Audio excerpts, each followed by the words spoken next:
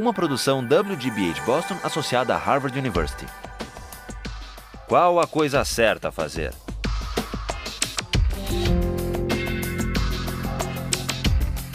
Justice, com Michael Sandel. Colocando um preço na vida. Last time, we argued about the case of the Queen versus Dudley and Stevens, the lifeboat case, the case of cannibalism at sea. And with the arguments about the lifeboat in mind, the arguments for and against what Dudley and Stevens did in mind, let's turn back to the philosophy, the utilitarian philosophy of Jeremy Bentham. Bentham was born in England in 1748. At the age of 12, he went to Oxford. At 15, he went to law school. He was admitted to the bar at age 19, but he never practiced law. Instead, he devoted his life to jurisprudence and moral philosophy. Last time, we began to consider Bentham's version of utilitarianism. The main idea is simply stated, and it's this. The highest principle of morality, whether personal or political morality, is to maximize the general welfare, or the collective happiness, or the overall balance of pleasure over pain. In a phrase, maximize utility. Bentham arrives at this principle by the following line of reasoning. We're all governed by pain and pleasure. They are our sovereign masters, and so any moral system has to take account of them. How best to take account? By maximizing. And this leads to the principle of the greatest good for the greatest number. What exactly should we maximize? Bentham tells us happiness, or more precisely, utility. Maximizing utility is a principle not only for individuals, but also for communities and for legislators. What, after all, is a community? Bentham asks. It's the sum of the individuals who comprise it. And that's why, in deciding the best policy, in deciding what the law should be, in deciding what's just, citizens and legislators should ask themselves the question, if we add up all of the benefits of this policy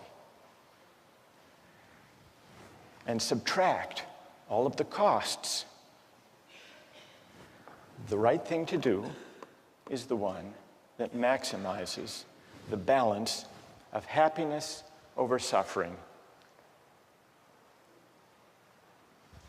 That's what it means to maximize utility. Now, today, I want to see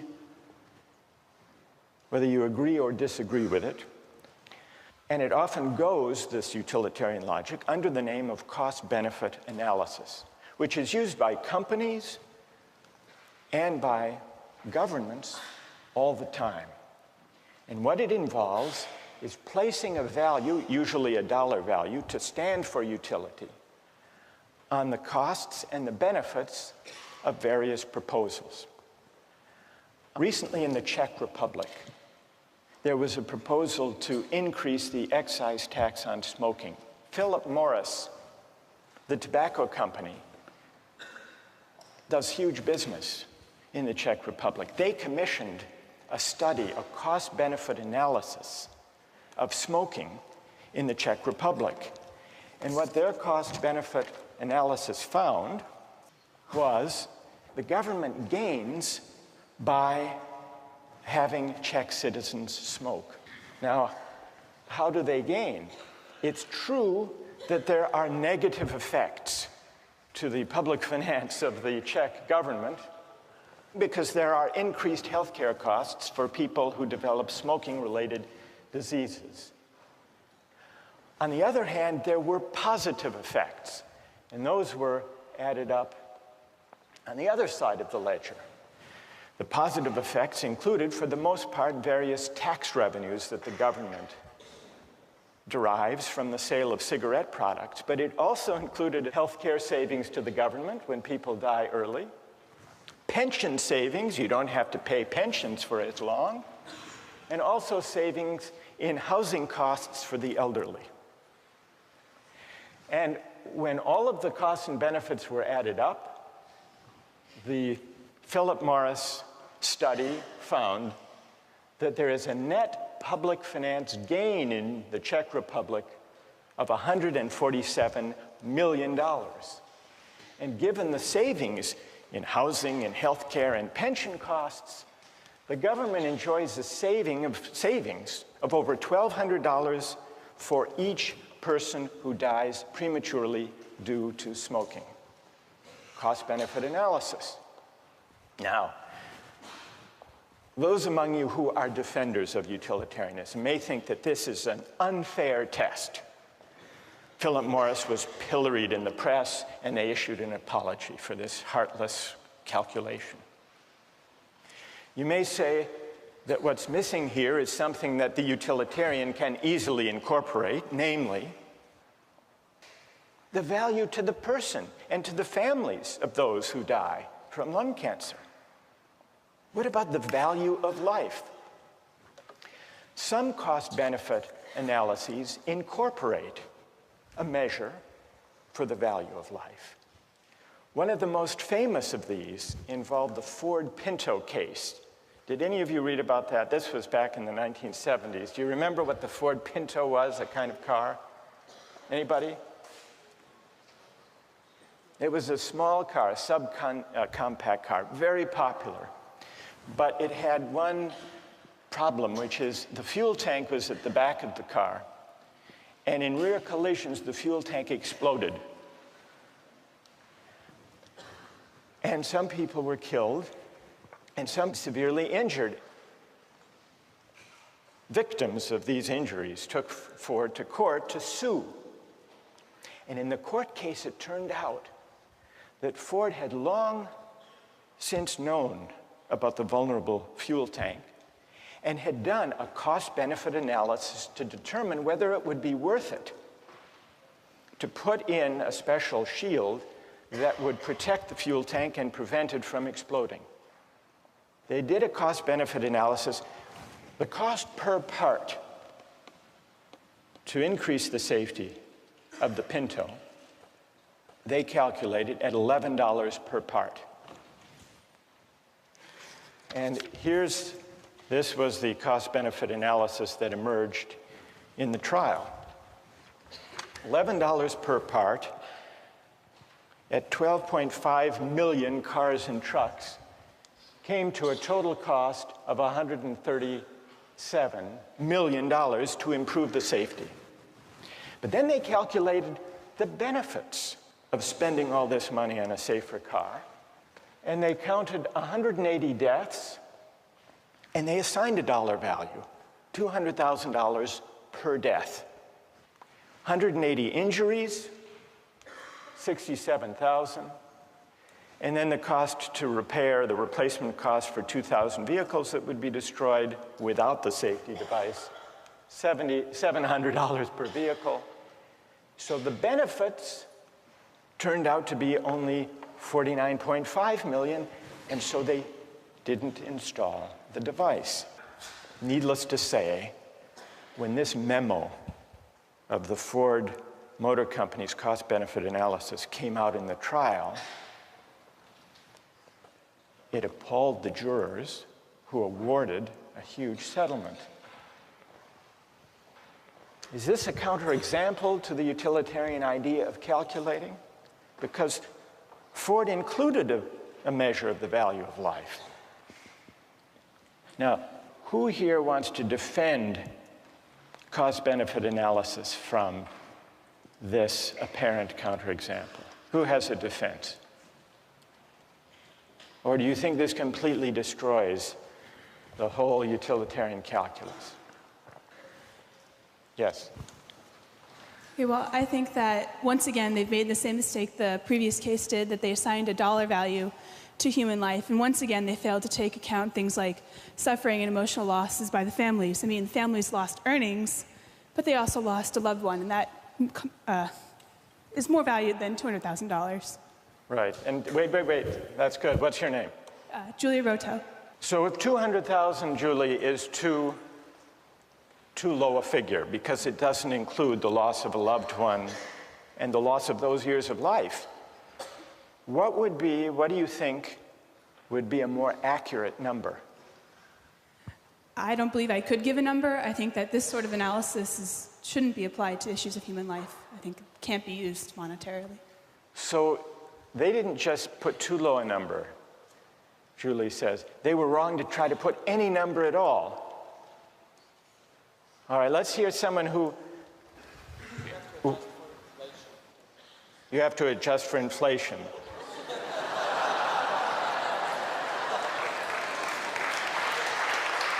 All right, fair enough. So what would the number be now? This was 35 years ago. $2 million. You would put 2 million. And what's your name? Wojtek says, we have to allow for inflation. We should be more generous. Then would you be satisfied that this is the right way of thinking about the question? I guess, unfortunately, it is. There needs to be a number put somewhere. Like, I'm not sure what that number would be, but I do agree that there could possibly be a number put on human life. All right, so Wojtek says, and here he disagrees with Julie. Julie says we can't put a number on human life for the purpose of a cost-benefit analysis. Wojtek says we have to, because we have to make decisions somehow. What do other people think about this? Is there anyone prepared to defend cost-benefit analysis here? As accurate, as desirable? Yes? Go ahead. I think that if Ford and other car companies didn't use cost-benefit analysis, they'd eventually go out of business because they wouldn't be able to be profitable, and millions of people wouldn't be able to use their cars to get to jobs, to put food on the table, to feed their children. So I think that if cost-benefit analysis isn't employed, the greater good is sacrificed in this case. All right, let me add, what's your name? Raul. Raul. There was recently a study done about cell phone use by drivers when people are driving a car, and there's a debate whether that should be banned. Yeah. And the figure was that some 2,000 people die as a result of accidents each year using cell phones. And yet, the cost-benefit analysis, which was done by the Center for Risk Analysis at Harvard, found that if you look at the benefits of the cell phone use and you put some value on the life, it comes out about the same because of the enormous economic benefit of enabling people to take advantage of their time, not waste time, be able to make deals and talk to friends and so on while they're driving. Doesn't that suggest that it's a mistake to try to put monetary figures on questions of human life? Well, I think that if the great majority of people try to derive maximum utility out of a service like using cell phones and the convenience that cell phones provide, that sacrifice is necessary for satisfaction to occur. You're an outright utilitarian. Yes. Okay. All right, then one last question, Raul. Okay. And I put this to Wojtek. What dollar figure should be put on human life to decide whether to ban the use of cell phones? Well, I don't want to arbitrarily calculate a figure. I mean, right now, I think that... You want to take it under advisement? Yeah, I'll take it under advisement. But what, roughly speaking, would it be? You've got 2,300 deaths. Okay. You've got to assign a dollar value to know whether you want to prevent those deaths by banning the use of cell phones in cars. Okay. So, what would your hunch be? How much? $1 million? $2 million? $2 million was Wojtek's figure. Yeah. Is that about right? Maybe $1 million. $1 million? Yeah. You know, that's good. Thank you. Okay. So these are some of the controversies that arise these days from cost-benefit analysis, especially those that involve placing a dollar value on everything to be added up. Well, now I want to turn to your objections not necessarily to cost-benefit analysis specifically, because that's just one version of the utilitarian logic in practice today, but to the theory as a whole, to the idea that the right thing to do, the just basis for policy and law, is to maximize utility. How many disagree with the utilitarian approach to law and to the common good? How many agree with it? So more agree than disagree. So let's hear from the critics. Yes? My main issue with it is that I feel like you can't say that just because someone's in the minority, what they want and need is less valuable than someone who's in the majority. So I guess I have an issue with the idea that the greatest good for the greatest number is okay, because there's still, what about the people who are in the lesser number? Like, it's not fair to them. They didn't have any say in where they wanted to be. All right, that's an interesting objection. You're worried about the effect on the minority. Yes. What's your name, by the way? Anna. Who has an answer to Anna's worry about the effect on the minority? What do you say to Anna? She said that the minorities value less. I don't think that's the case, because individually the minority's value is just the same as the individual of the majority. It's just that the numbers outweigh the minority. And I mean, at a certain point you have to make a decision, and I'm sorry for the minority, but sometimes it's for the greater good. For the greater good. Anna, what do you say? What's your name? Yangda. What do you say to Yangda? Yangda says you just have to add up people's preferences, and those in the minority do have their preferences weighed. Can you give an example of the kind of thing you're worried about when you say you're worried about utilitarianism violating the concern or respect due the minority? Okay. Can you give an example?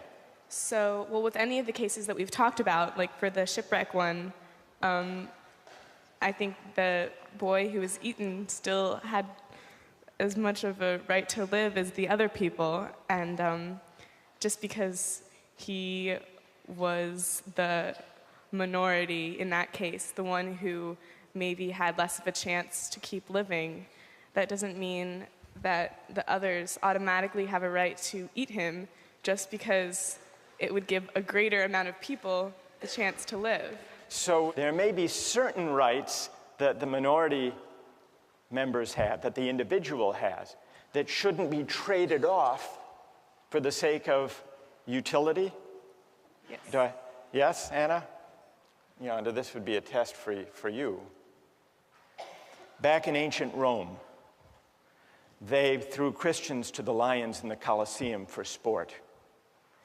If you think how the utilitarian calculus would go, yes, the Christian thrown to the lion suffers enormous, excruciating pain. But look at the collective ecstasy of the Romans. Yonda. Well, in that time, in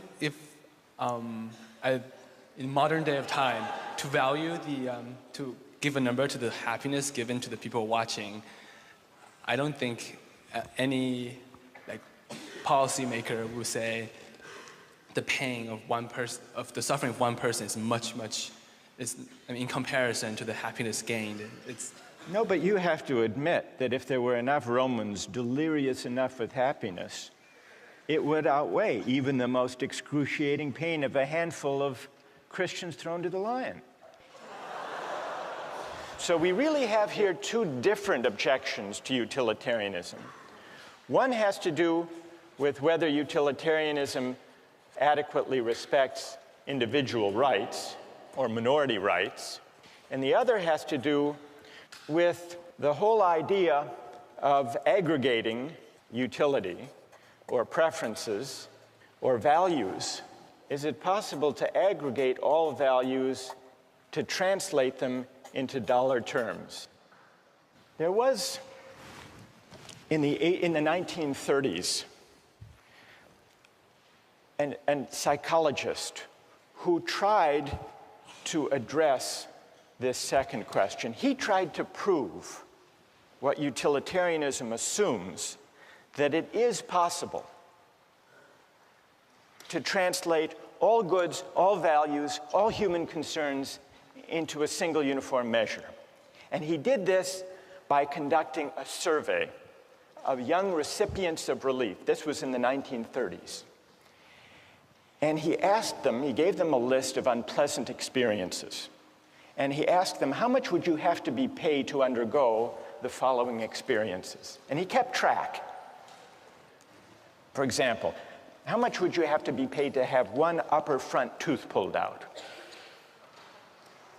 Or how much would you have to be paid to have one little toe cut off? Or to eat a live earthworm 6 inches long? Or to live the rest of your life on a farm in Kansas?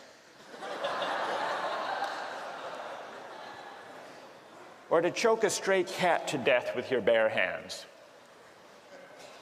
Now, what do you suppose was the most expensive item on that list? Kansas?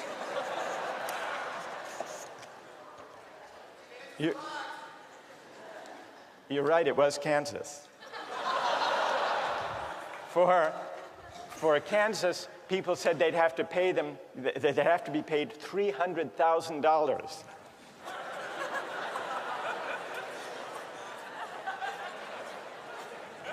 What do you think was the next most expensive? Not the cat. Not the tooth. Not the toe. The worm.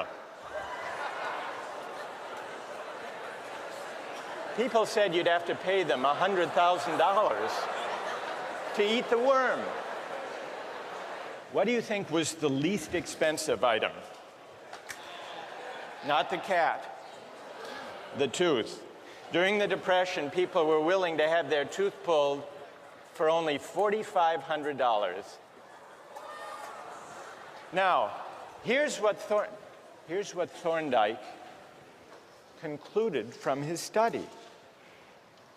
Any want or satisfaction which exists in some amount and is therefore measurable. The life of a dog or a cat or a chicken consists of appetites, cravings, desires, and their gratifications.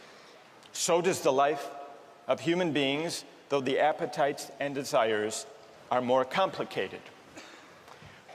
But what about Thorndike's study? Does it support Bentham's idea that all goods, all values can be captured according to a single uniform measure of value? Or does the preposterous character of those different items on the list suggest the opposite conclusion, that maybe, whether we're talking about life or Kansas or the worm, maybe the things we value and cherish can't be captured according to a single uniform measure of value? And if they can't, what are the consequences for the utilitarian theory of morality? That's a question we'll continue with next time.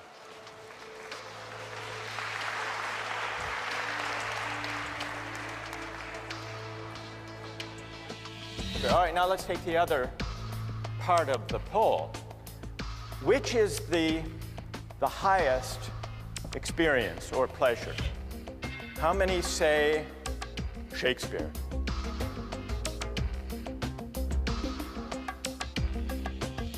How many say Fear Factor?